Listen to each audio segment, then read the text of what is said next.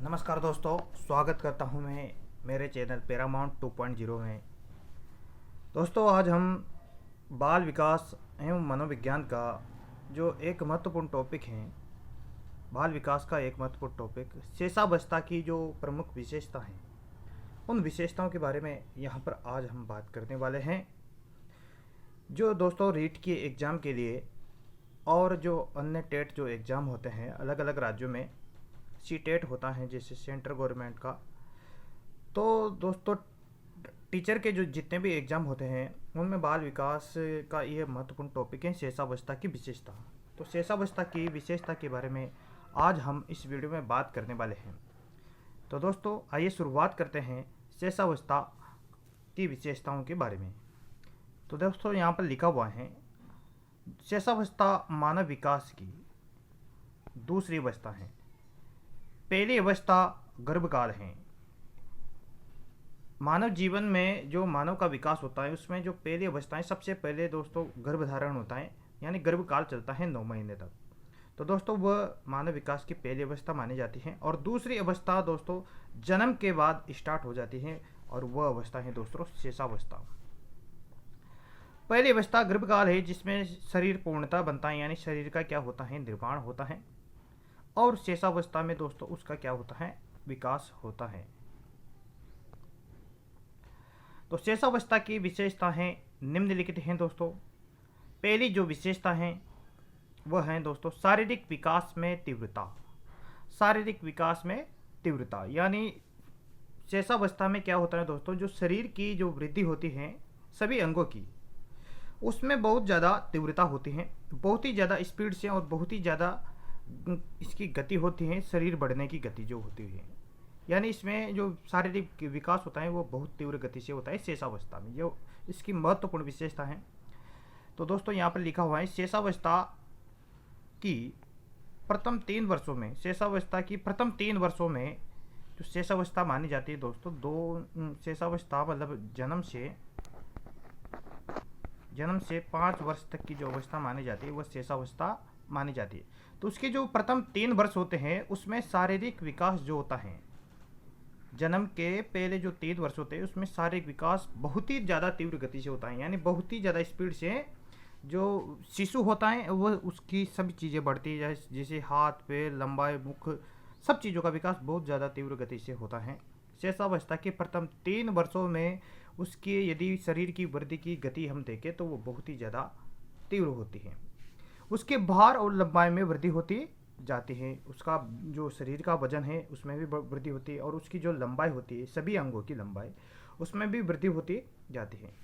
और उसके बाद दोस्तों 3 विकास के बाद उसकी जो गति हो जाती है वह गति थोड़ी क्या हो जाती है, धीमी हो जाती है।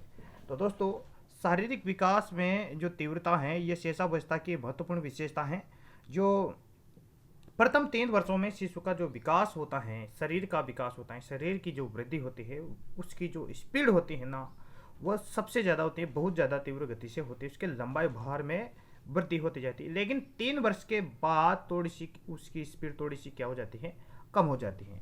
तो जन्म के बाद जो प्रथम 3 वर्ष आते हैं उसमें जो शरीर की वृद्धि होती है शिशु की वो बहुत ही ज़्यादा होती है दोस्तों।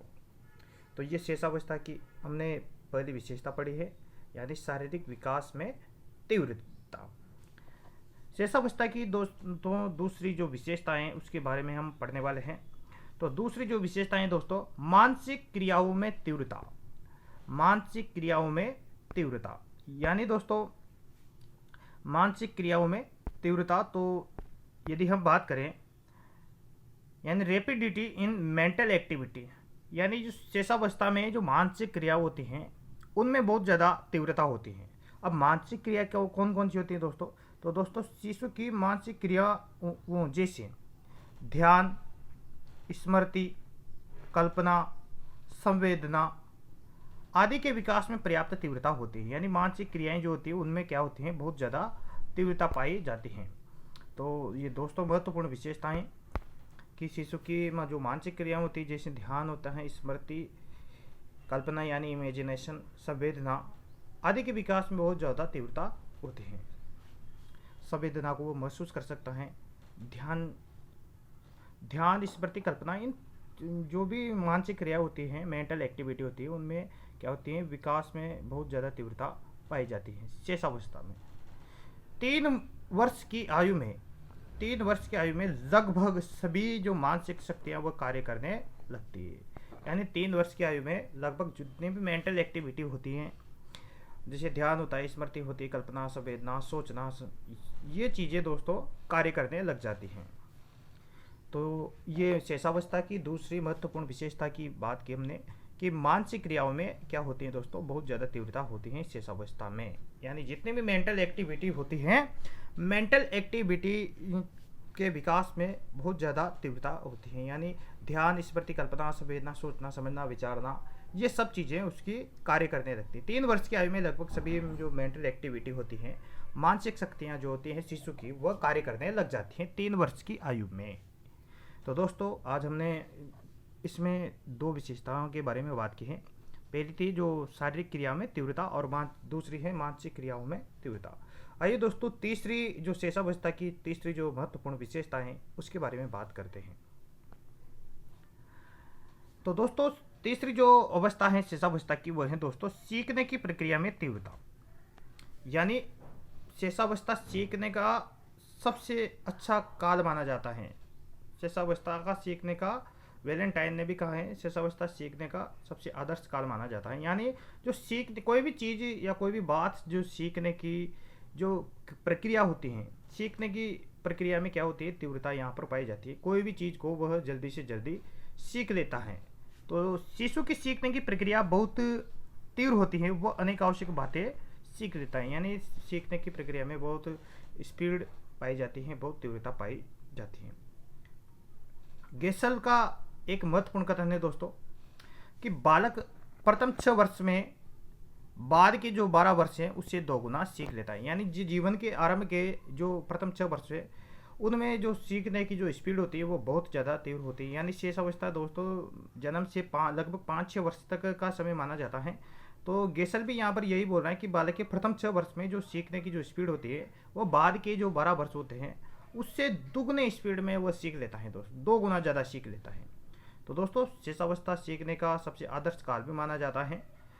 यानी शेषावस्था में शिशु को कोई भी बात यदि सिखाई जाए तो वह बहुत ही कम समय में उस बात को आसानी से सीख लेता है। तो तीसरी महत्वपूर्ण विशेषता की बात की कि सीखने की प्रक्रिया में यहाँ पर शेषावस्था में तीव्रता पाई जाती है। इसके बाद चौथी विशेषता की बात करते हैं हम। चौथी विशेषताएं दोस्तों बहुत ही महत्वपूर्ण और विशेषताएं दोस्तों यहाँ पर कल्पना की सजीवता, इमेजिनेशन। यानी वह जो इमेजिनेशन करता है उसमें सजीवता होती है। कल्पना की सजीवता यानी लाइव इमेजिनेशन शेषावस्था की ये चौथी महत्वपूर्ण विशेषता है कि उसकी कल्पना में सजीवता पाई जाती है। कुप्पुस्वामी के शब्दों में 4 वर्ष के बालक के संबंध में अति महत्वपूर्ण बात है। तो वह क्या बात है दोस्तों, 4 वर्ष के बालक के संबंध में उसकी कल्पना की सजीवता। वह जो भी कल्पना करता है वह उसको रियल मानता है दोस्तों। वह जो भी कल्पना करता है उसको क्या मानता है, रियल मानता है। वह सत्य और असत्य में अंतर नहीं कर पाता है।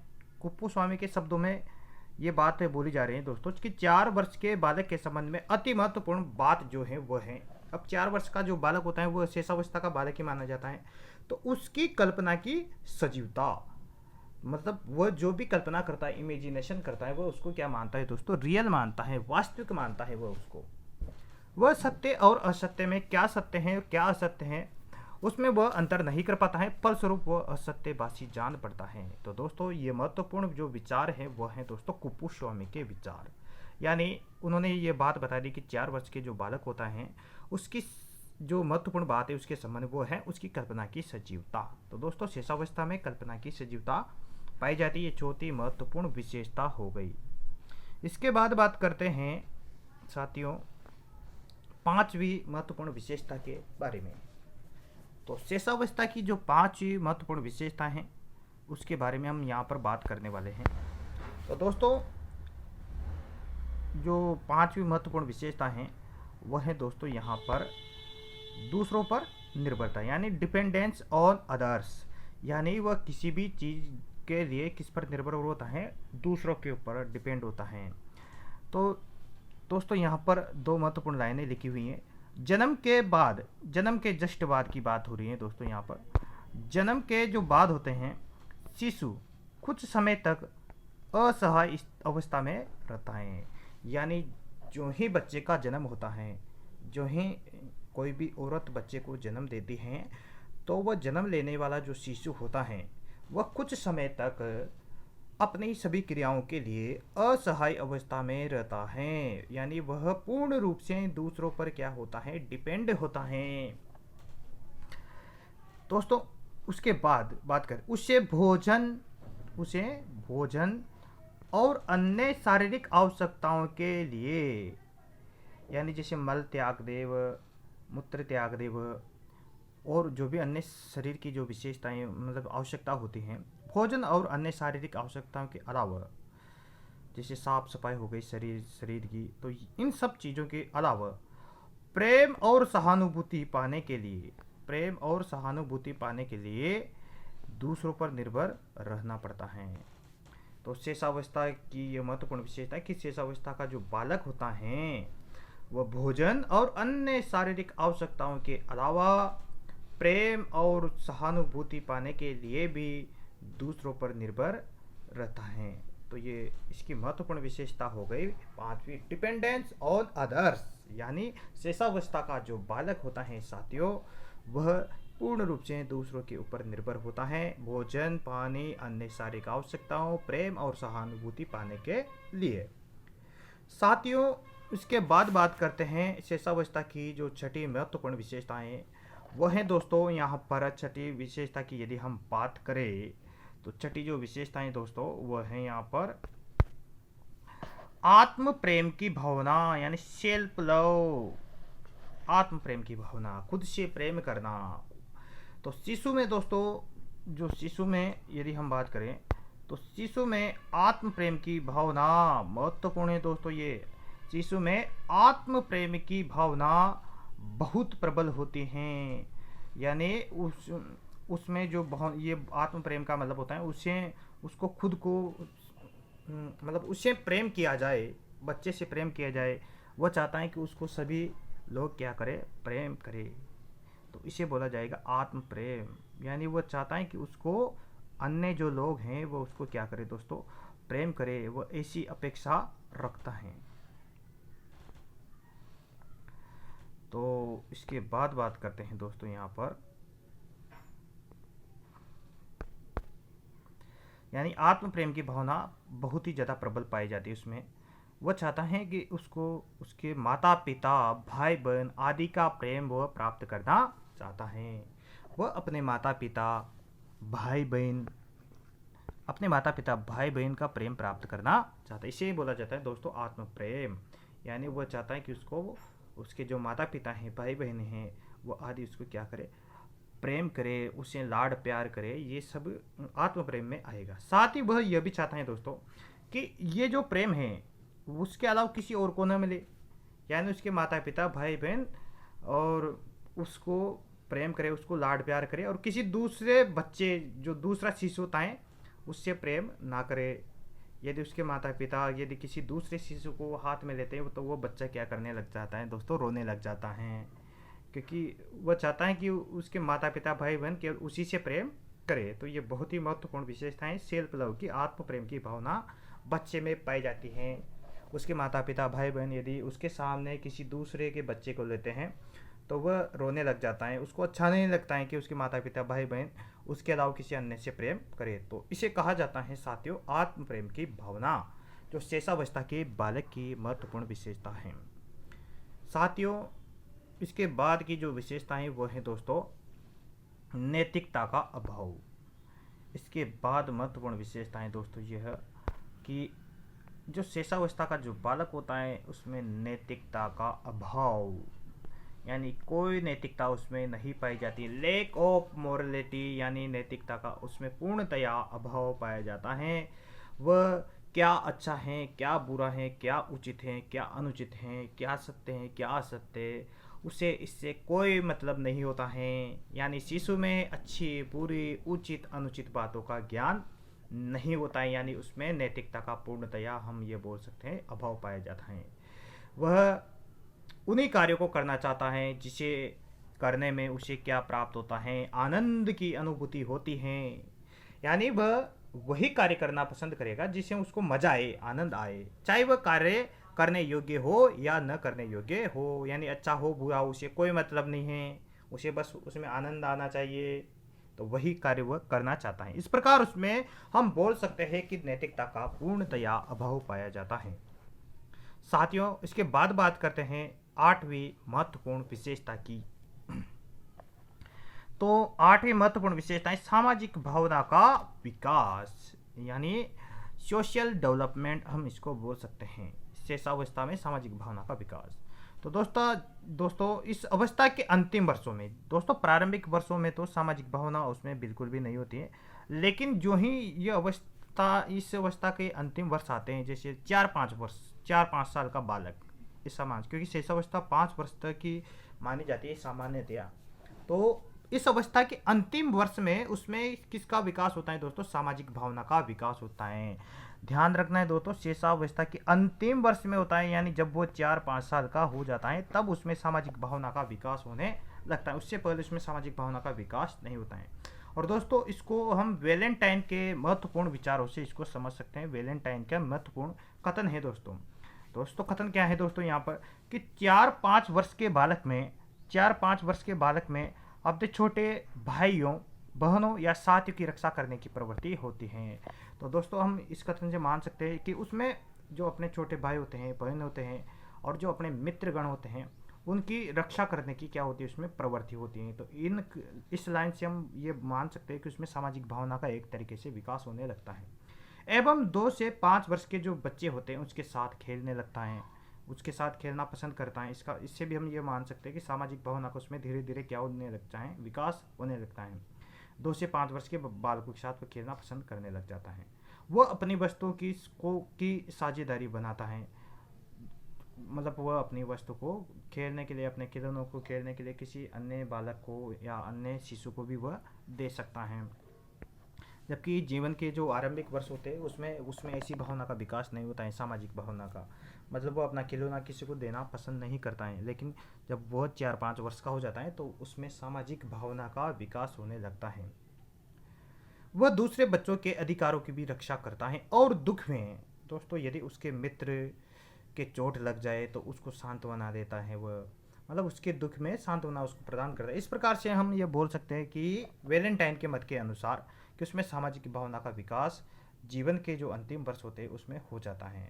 तो वैलेंटाइन का ये महत्वपूर्ण कथन है, 4 या 5 वर्ष के बालक में अपने छोटे भाइयों बहनों या साथियों की रक्षा करने की प्रवृत्ति होती है, एवं 2 से 5 वर्ष के बच्चों के साथ खेलना वह पसंद करता है, वह अपनी वस्तुओं की साझेदारी बनाता है, वह दूसरे बच्चों के अधिकारों की रक्षा करता है और दुख में उनको सांत्वना देते हैं। तो हम ये मान सकते हैं कि शेषावस्था के जो अंतिम वर्ष होते हैं, यानी जब वो 4 या 5 वर्ष का होता है, तभी उसमें सामाजिक भावना का यानी सोशल डेवलपमेंट होता है उसमें।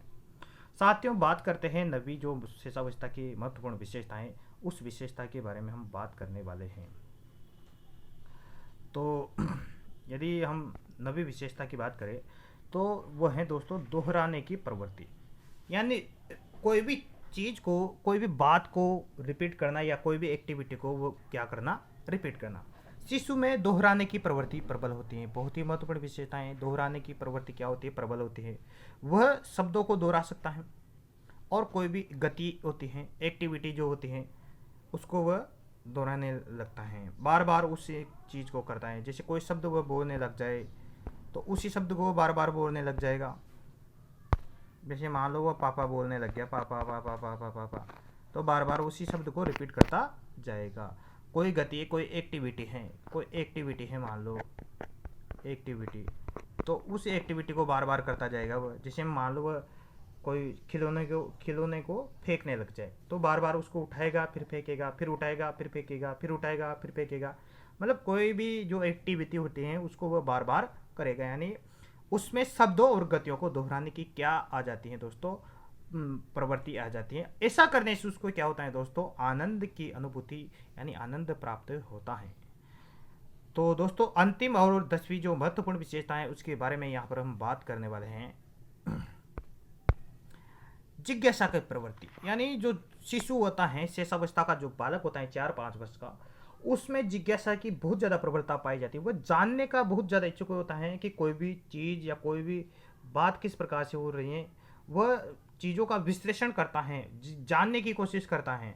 इसी वजह से वह, यदि बालक को हम कोई भी खिलौना दे देते हैं तो वह खिलौने को लाते हैं, वह पूरे खिलौने को तोड़ देता है, खोल देता है पूरे खिलौने को। वो जानना चाहता है क्योंकि उसमें जिज्ञासा की प्रवृत्ति पाई जाती है। तो शिशु में जिज्ञासा की प्रवृत्ति पाई जाती है। वह अपने खिलौनों का विभिन्न रूप से प्रयोग करता है, अलग अलग तरीके से उसका प्रयोग करना सीखता है, क्योंकि वो जिज्ञासा की प्रवृत्ति पाई जाती है। वह जानने का इच्छुक रहता है कि यह खिलौना किस प्रकार से बना हुआ, इसमें क्या चीज़ें हैं क्या नहीं, ये कैसे चलता है। तो वह बार बार अलग अलग तरीके से उसका प्रयोग करना सीखता है। वो उसको परस्पर भी फेंकता है, उसके भागों को क्या कर सकता है, अलग कर सकता है, क्योंकि वह जानने की कोशिश करता है कि यह खिलौना है क्या आखिर में। तो दोस्तों यहाँ पर हमने बात की कि शेषावस्था में कौन कौन सी महत्वपूर्ण विशेषताएं पाई जाती हैं बालक में। तो दोस्तों वीडियो आपको निश्चित रूप से पसंद आया होगा। बाल विकास से संबंधित और भी हम महत्वपूर्ण वीडियो आपके सामने लाएंगे। तो वीडियो प्राप्त करने के लिए आपको हमारे चैनल को सब्सक्राइब जरूर कीजिएगा। पैरामाउंट 2.0 चैनल को सब्सक्राइब कीजिए ताकि हम साइकोलॉजी से संबंधित कुछ महत्वपूर्ण वीडियो आपके लिए लेकर आए। और दोस्तों हमारे वीडियो में जो आपको जानकारी बताई जाती है वह एकदम ऑथेंटिक जानकारी है, प्रमाणिक बुकों से ये जानकारी तैयार की गई है। तो दोस्तों निश्चित रूप से आपको वीडियो पसंद आया होगा। वीडियो पसंद आता है तो इसको लाइक कीजिए, शेयर कीजिए, कमेंट कीजिए और चैनल को सब्सक्राइब करना ना भूलें। नेक्स्ट वीडियो बहुत जल्द आपके बीच आएगा। धन्यवाद दोस्तों।